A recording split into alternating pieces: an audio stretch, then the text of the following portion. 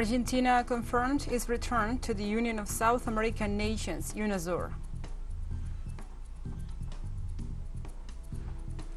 Russia says the expansion of the North Atlantic Treaty Organization causes problems and security concerns in the region. And the Israeli army deployed an airstrike on the Gaza Strip for the second consecutive day as tensions grow.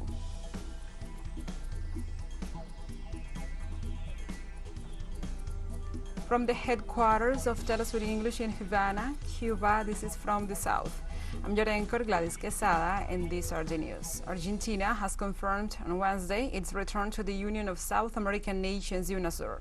The Argentine president himself, Alberto Fernandez, has been in charge of communicating the decision. During an official visit to Chile, the Argentine president, accompanied by Gabriel Boric, the host president, formalized the announcement. In 2019, the Argentine former president, Mauricio Macri, precipitated the exit of the southern nation from the group, accusing the high ideological content of the forum. Fernandez, in addition to confirming his country's return, also announced the return of Brazil to the organism. Fernandez visited the neighboring country in the framework of the 205th anniversary of the embrace of Maipú, a historic date for both countries that remembers the encounter of Generals José de San Martín and Bernardo O'Higgins, and that sealed Chile's independence.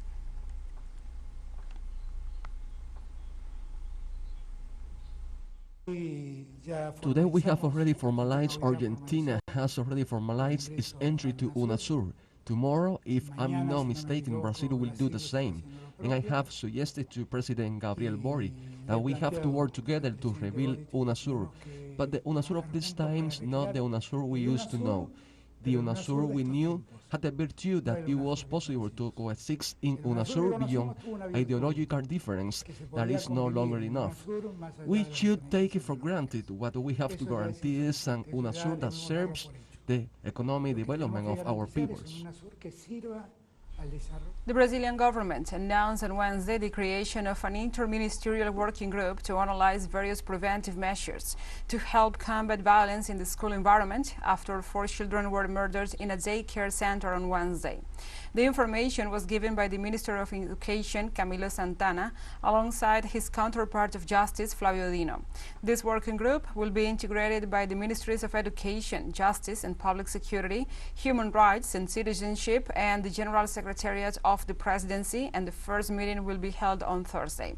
According to the Minister Santana, the group will be having a budget of reinforce the patrolling by the police in the surroundings of the schools, among other actions. For its part, the Operations Directorate of the National Public Security Secretariat has already been mobilized with about 10 agents for this function, and from now on there will be 50 police officers.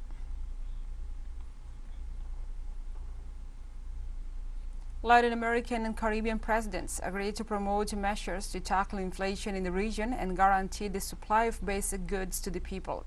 The heads of state of Mexico, Venezuela, Bolivia, Argentina, Cuba, Chile, Honduras, Belize, Brazil, and Colombia highlighted the need for an international financial system that allows the countries of the region to have access to the necessary resources to improve the conditions of foreign indebtedness and promote the economic recovery and food security of the peoples of the region. Likewise, they also decided to join efforts to guarantee economic growth and development in the face of inflationary pressures on the basic food basket, intermediate goods and services that negatively affect the continental economy.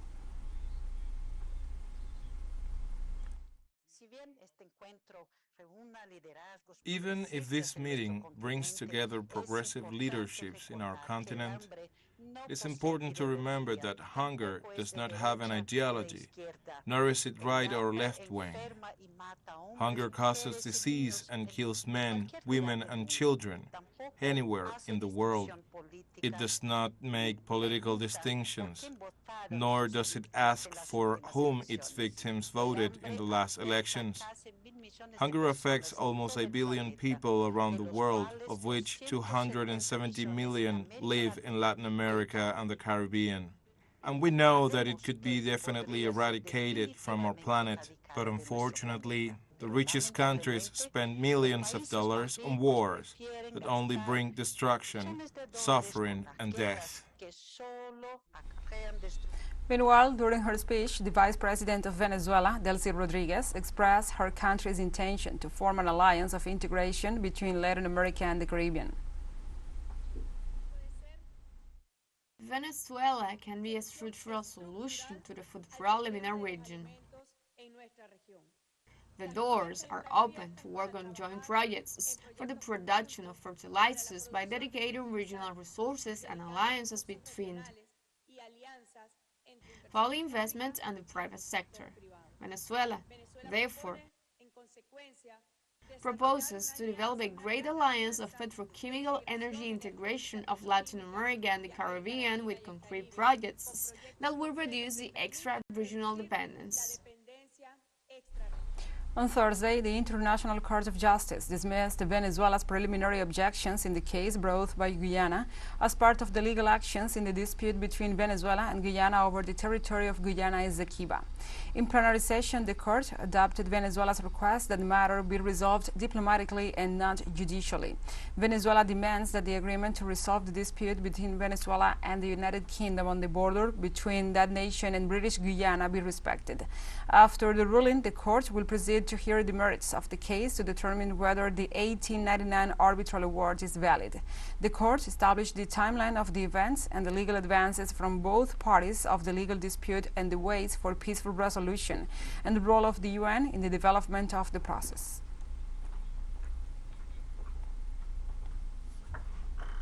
In the United States, the police has opened an investigation on the death at the hands of a police officer of the 17-year-old African-American Dalaneo Martin last March 18th. The inquiry requested by the boy's family is conducted in cooperation with the FBI following the release by park rangers of the footage from police body cameras showing the shooting, images the U.S. Attorney's Office has deemed as extremely disturbing. At a press conference, Attorney Andrew Clark, representing Martin's family, invoked the names of George Floyd and Breonna Taylor, both killed at the hands of law enforcement, and also asked how much longer will the black community have to endure unequal treatment. The victim's mother, Tara Martin, said that the medical examiner told her that the son died instantly from 6 gun wounds.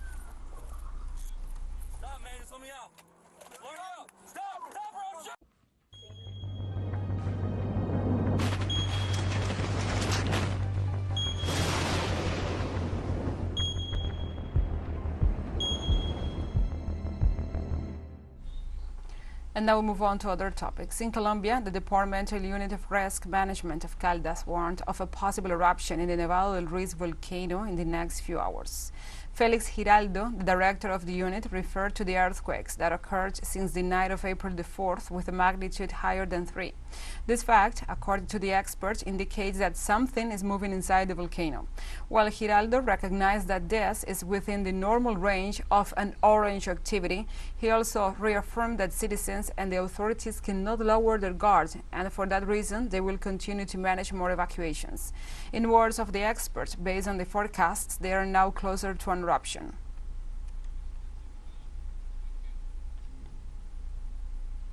And the European Fire Monitoring System released on Thursday data on the behavior of forest fires in Spain in 2023.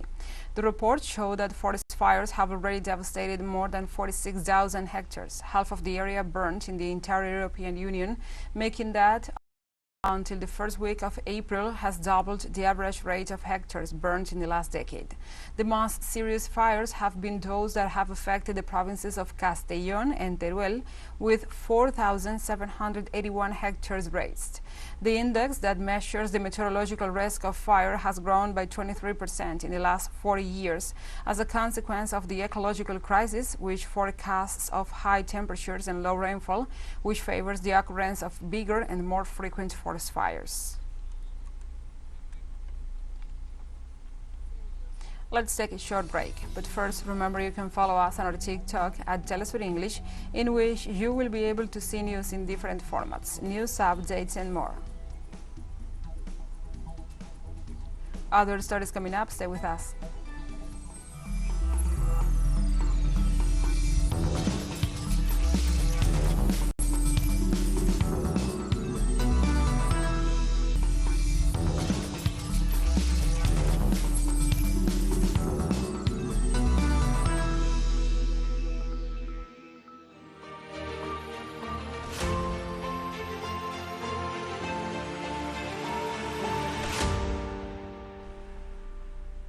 Welcome back. On Thursday, Kremlin spokesperson Dmitry Peskov said that the enlargement or the expansion of the North Atlantic Treaty Organization causes problems and security concerns in Russia. The high-ranking official pointed out that NATO is expanding towards Russia's borders. It is not Russia that is approaching the alliance's borders with its military infrastructure, and this causes problems and affects their country. Peskov also said that this concern causes Russia to take measures for its defense and try to rebalance the entire security architecture on the continent, and this happens every time NATO approaches its borders. On March 25th, President Vladimir Putin announced that Moscow and Minsk had agreed to deploy Russian tactical nuclear weapons in Belarus without violating international commitments.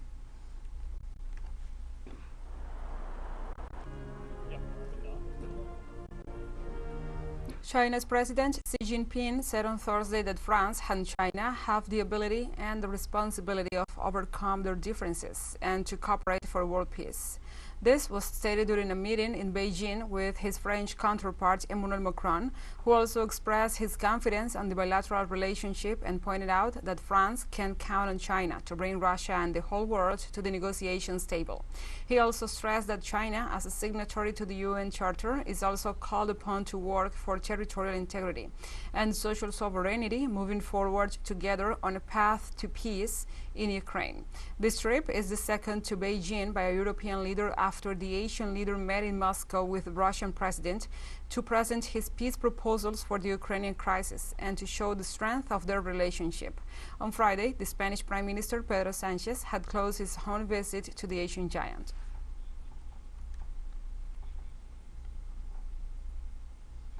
In this context, Chinese President Xi Jinping held a trilateral meeting with his French counterpart, Emmanuel Macron, and the European Commission President Ursula von der Leyen at the Great Hall of the People. At the meeting, the Chinese head of state pointed out that the concurrent visit to the Asian giant by President Macron and President von der Leyen demonstrated the positive desire of the European Union to grow relations with China and advances the common interests of China and the EU. Among the topics discussed by the leaders were cooperation, world peace and stability, foster common development and prosperity, promote human progress and global challenges, such as the conflict in Ukraine.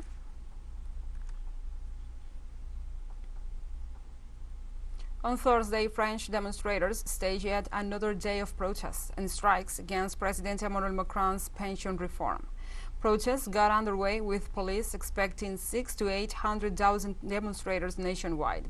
Trade union leaders said that this is a problem that can only be solved by the president. Macron, currently on a visit to China, is facing the biggest challenge of his second term. His flagship pension overhaul hikes the retirement age from 62 to 64 and requires people to work longer for a full pension.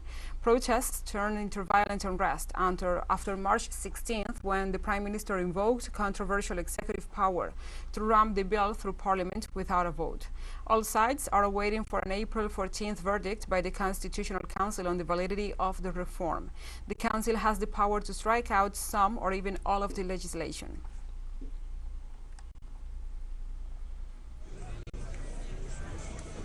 CGT Trade Union General Secretary Sophie Bennett and France Ambaude MP François Ruffin support strikes at the gas storage site of Engie subsidiary Storengy in Tournai or Gournay-sur-Aronde in the Somme, who have been out of work for more than a month to protest against the pension reform. On continuait jusqu'au retrait, qu'on ne lâcherait rien et que les salariés étaient déterminés à gagner le retrait de cette réforme. Here we are on a 33rd day of strikes, so you can see there is an unfailing determination to have this reform withdrawn. Strikes cost us money, and our families are affected financially, but we want this reform withdrawn.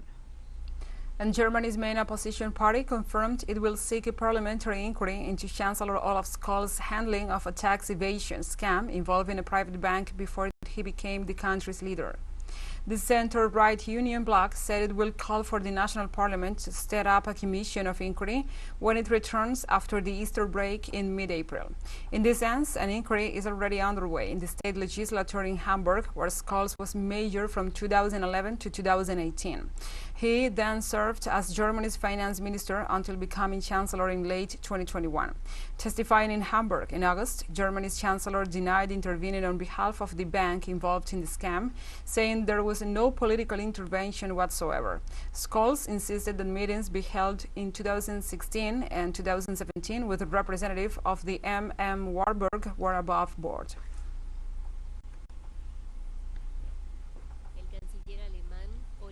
And Finland's outgoing Prime Minister Sanna Marin submitted the resignation request of her government to President Sauli Niinistö on Thursday following parliamentary elections last weekend. The Social Democratic Party will serve as an interim cabinet until the formation of a new government. The process will begin next week under the guidance of the Conservative National Coalition Party that won the election. The Social Democratic Party came in third in Sunday's election, dashing Marin's hopes of staying on as the Prime Minister. Sanna Marin, who has been the Prime Minister since 2019, is a highly popular figure internationally and at home, but acknowledged that her premiership had put a strain on her personally. However, the leader also said that she will remain a member of the parliament.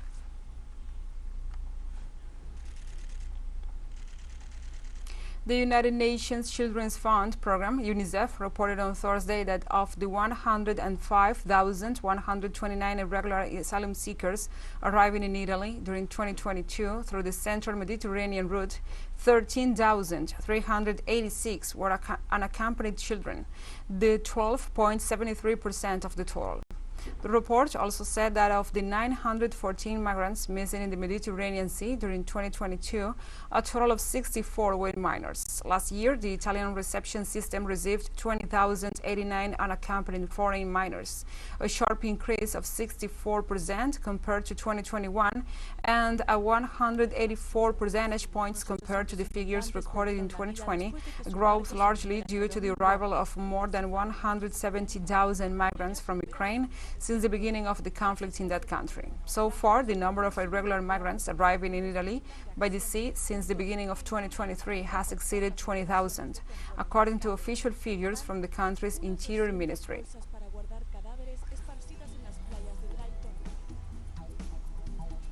TeleSUR English continues to grow. You can now tune in from 33 different African countries through StarSat.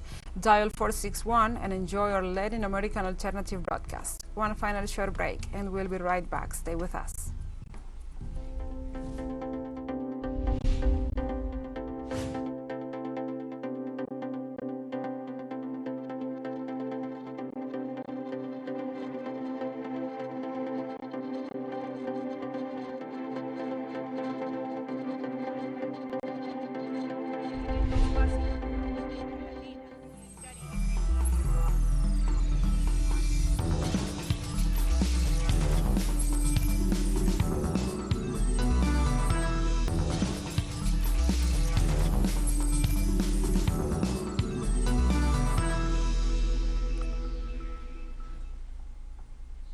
Welcome back. The Israeli army on Thursday, for the second consecutive day, deployed an airstrike on the Gaza Strip. Israeli planes bombed the coastal enclave, home to more than 2 million people. The occupying army ships also opened fire from the coast, and a drone launched at least one missile at a target in the Nusayrat refugee camp, located in the central part of that territory. Bombs were also reported in the northern city of Beit Lahia. Israeli forces confirmed the attack and alleged that it was in response to the firing of several rockets from the Palestinian territory.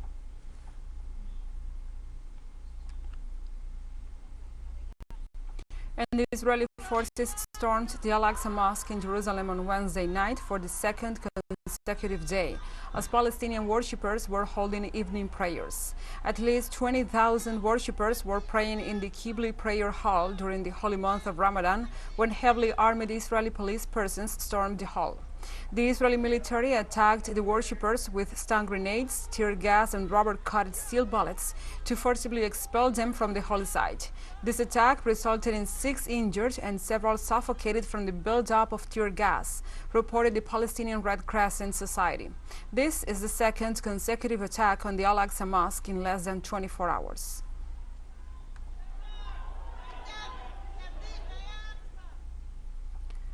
At the same time, the United Nations also condemned the Israeli aggression against hundreds of Muslim worshippers in the Al-Aqsa Mosque in Jerusalem.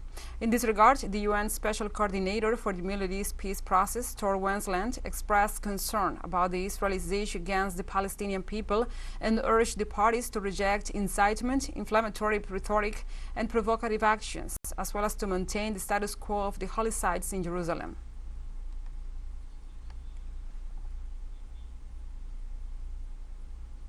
The Iranian Foreign Minister Hossein Amir Abdullah met his counterpart from Saudi Arabia, Prince Faisal Farhan Al Saud, in Beijing, the capital of China, on Thursday after vowing to repair diplomatic ties.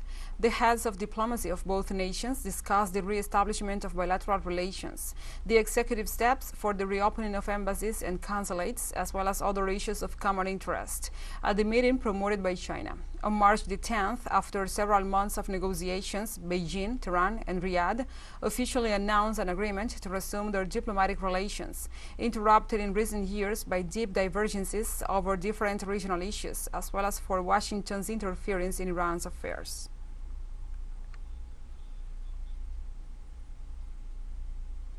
Malaysian Prime Minister Anwar Ibrahim said on Thursday that China is willing to negotiate with his country on the re-establishment of a nation monetary fund in an effort to reduce dependence on the US dollar.